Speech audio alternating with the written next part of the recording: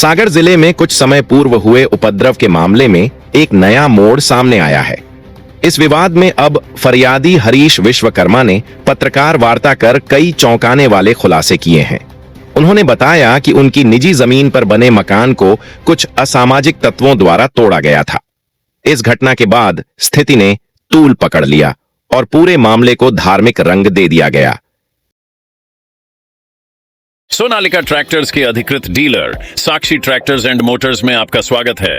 वीरेंद्र पूनम पटेल के नेतृत्व में हमारा शोरूम आपको दे रहा है सबसे बेहतरीन सोनालिका ट्रैक्टर्स की पूरी रेंज, वो भी एक ही दाम पर, जिससे सागर शहर में तनाव का माहौल बन गया था। हरीश विश्वकर्मा के अनुसार उनकी जमीन का मामला पूरी तरह वैधानिक था और उन्होंने कोर्ट से भी अपने पक्ष में आदेश प्राप्त कर लिया था। बावजूद इसके कुछ लोगों ने आपसी रंजिश और निजी स्वार्थ के चलते माहौल बिगाड़ने की कोशिश की। उन्होंने बताया कि मकान तोड़ने वालों ने इस घटना को सांप्रदायिक रंग देने का प्रयास किया, जिससे शहर में शांति व्यवस्था प्रभावित हुई और कुछ समय के लिए सागर में अफरा तफरी का माहौल बन गया। फरियादी का आरोप है कि कोर्ट का फैसला आने के बाद भी कुछ लोग विवाद को हवा देने में लगे हुए हैं। उन्होंने कहा कि ऐसे लोग न केवल न्यायालय के आदेश की अवहेलना कर रहे हैं, बल्कि समाज में तनाव फैलाकर शांति भंग करने की कोशिश कर रहे हैं।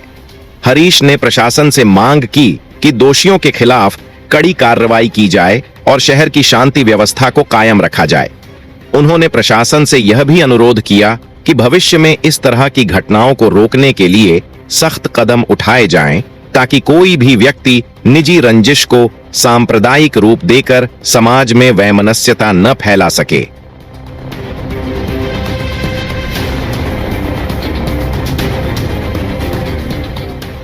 हम लोग का एक 100 साल पुराना हम लोग का मकान है और एक मकान अकेला नहीं, हम लोग के 3 मकान हैं लगातार लगे हुए। तो 2 मकानों में हम लोग का निवास है और एक मकान में जो है हमारा गैरेज था, उसमें हम लोग गाड़ियाँ वगैरह घर का गृहस्थी का सामान रखते थे। तो उसको मोदी परिवार ने ये बताते हुए कि ये मंदिर की जगह है, उसको क्या नाम से कह लगे हमने दान में दे दिया। जिन लोगों को दान में मिली थी वो लोग 150 के लोग तोड़ने वाले और 1000 आदमी उनको उकसाने वाले हमारे घर पे आए और तोड़ करके। और इसके संबंध में हमने जब माननीय न्यायालय के यहाँ अपना पक्ष रखा और बताया तो माननीय न्यायालय ने हमारे पक्ष में स्टे ऑर्डर दिया और जो सामान उनने हमारा क्षतिग्रस्त किया था, तोड़ा था, फेंका था, वो सारा सामान कोर्ट ने हमारा 10 का 10 हमें कब्जा वापस दिला दिया।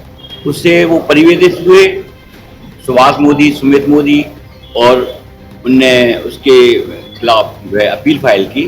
तो अपील कोर्ट ने भी यही कहा कि नहीं, जो न्यायालय ने इनको क्या नाम से स्टे दिया है सही है और उसमें हस्तक्षेप करने की कोई आवश्यकता नहीं। जब घटना हुई थी पुलिस मूर्ख दर्शक बनी रही, क्या कारण है कि पुलिस ने कार्रवाई करने से पीछे? देखो, मैं ज़्यादा उसमें इसलिए नहीं बोल पा रहा हूँ कि सब समझ रहे हैं कि वो एक जाति विशेष के वहाँ पे अधिकारी बैठे हुए थे और जाति विशेष के एक कहना चाहिए जो हमारे प्रतिनिधि हैं, नगर प्रतिनिधि, वो भी जाति विशेष के थे। तो उनने हमारा सपोर्ट ना करके अपनी जाति का सपोर्ट किया और हमें इस तरह से क्या नाम से वेदना पहुंचाई, यही बोल रहे हैं। FIR में कितने लोग?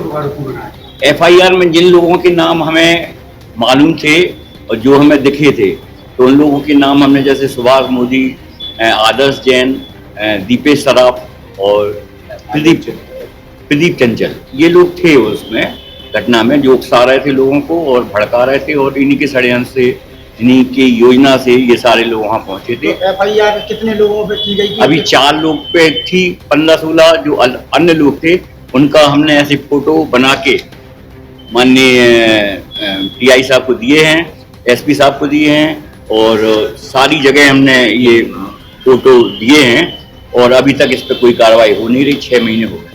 क्या चाह रहे हैं आप? हम लोग चाह रहे हैं कि जल्द से जल्द इन पे, और कोई एक को भी तो पकड़ लो। मैं तो सारे लोगों को जानता हूँ कहाँ कौन रहता है। खुलेआम घूम रहे हैं, खुलेआम घूम रहे हैं। आप किस दम पे घूम रहे हैं ये अपन नहीं। ये ट्रायल कोर्ट में केस लगाया हुआ है हम लोगों ने 20 दिसंबर को, जो अप्रत्याशित घटनाक्रम हुआ था, 1000-1200 लोग घर में घुस गए और सब बलों से तोड़ ताड़ दिया घर 50-60%, और थाने ने नहीं सुना, कहीं किसी ने नहीं सुना था, और एक भय का बहुत माहौल कायम हुआ। और फिर आप लोगों को सब पता है कि कैसे क्या बंद हो गया सागर 1-2 दिन, और बड़ा हमने संविधान पे विश्वास, जो व्यवस्था है संवैधानिक, तो व्यवस्था के अनुरूप हमने दावा पेश किया ट्रायल कोर्ट में और स्टे मांगा कि इस जगह पे साहब हमें तो बहुत तलवार लटकी है, हम अपनी जगह पे यूज नहीं कर पा रहे। तब कोर्ट ने 2 महीने की प्रोसीडिंग के बाद 25 मार्च को हमारे क्लाइंट को स्टे ग्रांट कर दिया और अपोजिट पार्टी को कह दिया कि यहाँ पे अब आपका इंटरफेरेंस नहीं होगा। उससे परिवेदित होके डिफेंडेंट्स लोग ने, विपक्षी पार्टी ने अपील की जो म्याद होती है उससे 1 हफ्ता लेट हो गए और इन्होंने अपील करी।